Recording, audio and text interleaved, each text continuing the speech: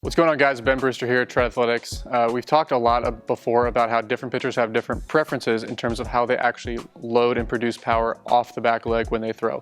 Some pitchers are more internal rotation dominant movers. It's more of a knee-to-knee position where they're on the kind of inside of the back foot, loading into internal rotation.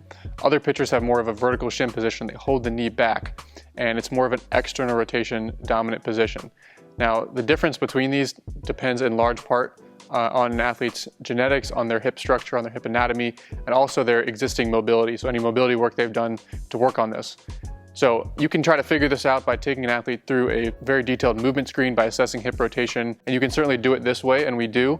But one simple way to see how an athlete actually prefers to load into their backside, if you're not quite sure and you don't want to go through that length, is simply give this pitcher a swing feel. Say, grab a bat or just pretend you're holding a bat and just try to hit an absolute tank and just have them go through that 3, 4, 5 reps and watch what their back leg does. And what you're going to find is that sometimes it might be somewhere in the middle of the spectrum, but in a lot of cases you're going to find either they prefer to load into internal rotation.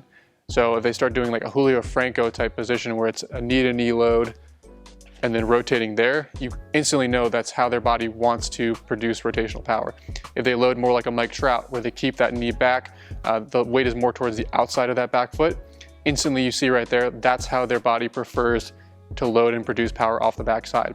And so we can start to use that when we actually take them on the mound. If they're a guy who's been taught vertical shin their entire career, but it hasn't quite clicked for them, and then they go into a swing feel and it's a completely internal rotation dominant load, then that's a sign, hey, maybe we need to adjust what we're doing here. So again, it's just a quick 20-second assessment that you can do with your players and see, is there a very clear bias in terms of how they prefer to load off the backside.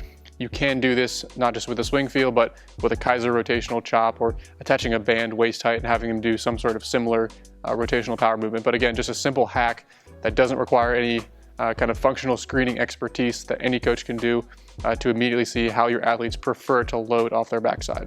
If you have any questions about this video, go ahead, drop a comment down below. If you're not already subscribed to this channel, go ahead and do so right now.